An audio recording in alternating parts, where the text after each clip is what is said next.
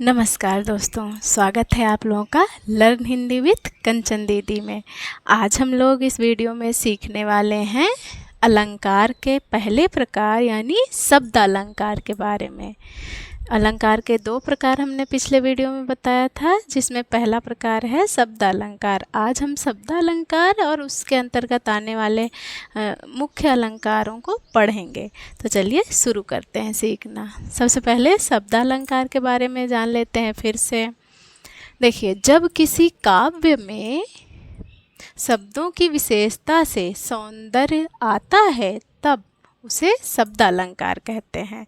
जब किसी काव्य पंक्ति में शब्दों की विशेषता से सौंदर्य उत्पन्न होता है तब वहाँ शब्द अलंकार होता है। ठीक, शब्दों की विशेषता से अगर उसमें सौंदर्य उत्पन्न हो रहा है तो वहाँ शब्द अलंकार है। ठीक, यानी शब्द, इसमें शब्द विशेष है।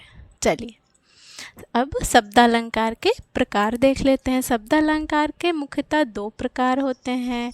पहला है अनुप्रास अलंकार और दूसरा है यमक अलंकार। तो ये अनुप्रास अलंकार के बारे में जान लेते हैं।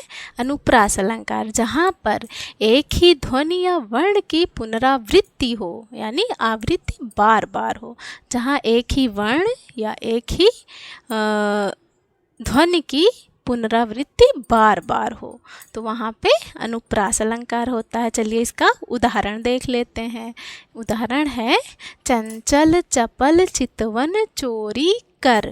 इसमें च वर्ण की आवृत्ति बार बार हुई है ना।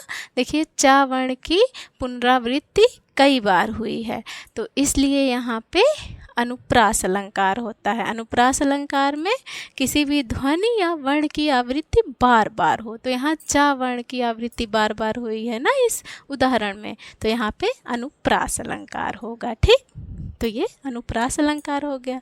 चलिए तो चलिए यमक अलंकार देख लेते हैं। यमक अलंकार एक ही शब्द का एक ही पंक्ति में, एक ही शब्द का एक ही पंक्ति में अलग अलग अर्थों में प्रयोग हो। मतलब एक शब्द का एक ही लाइन में अलग अलग अर्थों में दो बार प्रयोग हो, तो वहाँ पे जो है वहाँ पे यमक अलंकार होता है। ठीक, मतलब एक ही पंक्ति में एक ही शब्द का बार बार प्रयोग होना और उसका अर्थ भी अलग होना, वहाँ पे यमक अलंकार होता है। जैसे उदाहरण देख लेते हैं। उदाहरण है राम नाम की महिमा न्यारी, राम नाम सुखदाई। तो यहाँ पे जो राम शब्द की आवृत्ति दो बार हुई है एक ही पंक्ति में। देखिए, एक राम यहाँ एक राम यहाँ, लेकिन दोनों का अर्थ जो है अलग अलग है।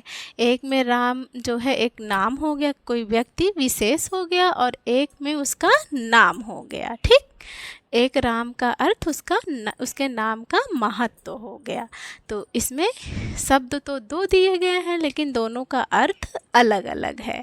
तो एक ही पंक्ति में दो शब्द दिए गए हैं लेकिन दोनों शब्दों का अर्थ अलग अलग है, तो वहाँ पे यमक अलंकार होगा। ठीक, यानी एक ही पंक्ति में दो शब्द आए और दोनों का अर्थ अलग अलग हो, तो वहाँ पे जो है यमक अलंकार होगा। ठीक, तो ये हो गया अनुप्रास अलंकार और ये हो गया यमक अलंकार। तो ये हो गया हमारा शब्द अलंकार, यानी शब्द की विशेषता से सौंदर्य उत्पन्न होना। तो यहाँ जो है शब्द अलंकार है, और शब्द अलंकार के ये दोनों प्रकार हो गए, अनुप्रास और यमक। तो इसी के साथ हम अपना ये वीडियो यहीं पे समाप्त करते हैं। नमस्कार।